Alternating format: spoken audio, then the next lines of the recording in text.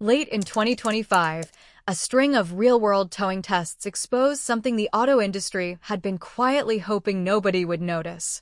How does a truck with a six-figure price tag, one marketed as the future of hauling, completely fall apart the moment you hitch something to it? Why are companies like Ford and GM aggressively pushing a technology that, by the laws of physics, cannot do what a truck is supposed to do? Today, we're pulling back the curtain on the electric truck towing scandal.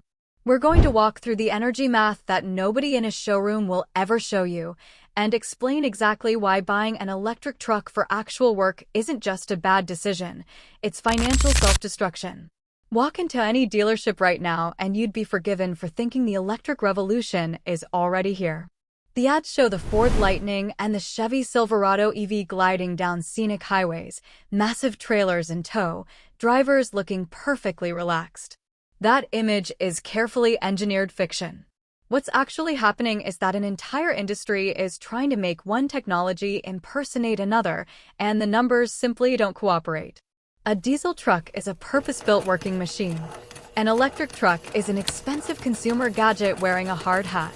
Here's the number that unravels the whole electric truck story: 33.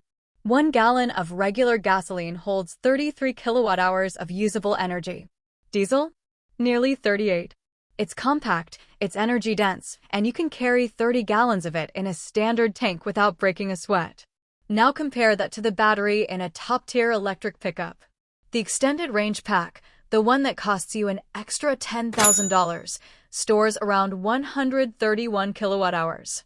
That sounds impressive until you realize that this 2,000-pound slab of lithium cells holds the same energy as roughly 4 gallons of gasoline. 4 gallons. Picture trying to haul a loaded camper from Denver to Cheyenne on 4 gallons of gas. You wouldn't make it out of the city. And that's not a hypothetical. That's what's happening on the road right now. Here's why it gets worse when towing comes into the picture. An empty truck slips through the air reasonably well. The moment you hook up a travel trailer, a boat, or a flatbed, you've essentially bolted a wall to the back of your vehicle. Wind resistance explodes.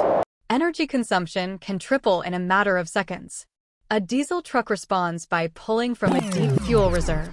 An electric truck responds by watching its battery percentage crater. Real-world owners have reported ranges below 85 miles while towing a standard camper or mid-size boat. That's not a truck. That's an overpriced airport shuttle with a hitch ball. But degraded range is only the first problem. The second one hits you at the charging station, and it's arguably worse. Most fast chargers were designed with sedans in mind. They're tucked into tight parking lots with nose installs. If you're pulling a 28-foot travel trailer, you're not fitting in those spots. You've got two options, and both are miserable.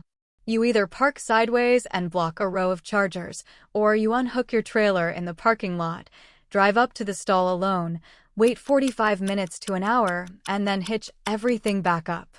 Then repeat that process every 80 to 90 miles. A trip that should take 5 hours becomes a 9-hour exercise in frustration. We solved this exact problem a century ago. Pull-through gas stations exist specifically because people haul things. Electric charging infrastructure has walked that progress straight backward. Now add weather into the equation, because it only gets uglier. Lithium-ion batteries operate best in mild temperatures. Once you drop below freezing, the electrochemical process inside each cell starts to slow.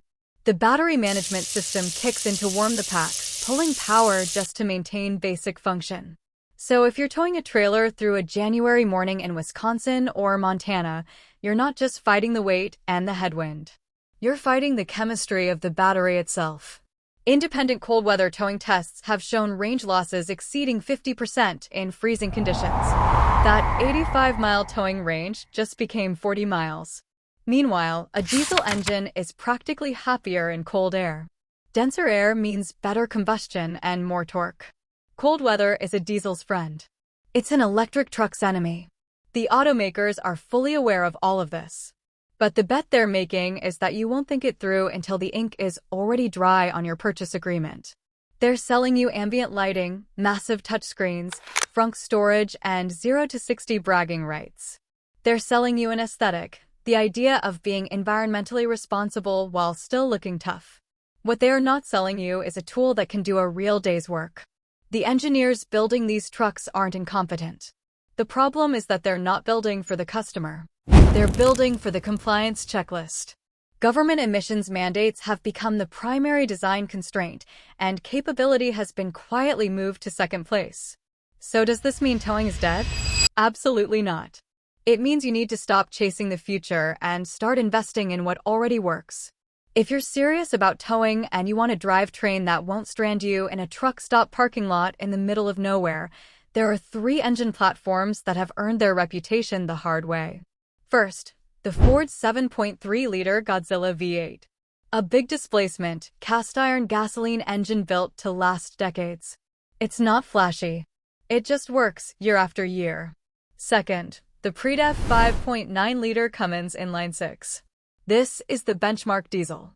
Before emissions hardware started stacking up and adding failure points, this engine was legendary for longevity and brute pulling power. Third, the 5.7-liter Toyota 2UZ FE.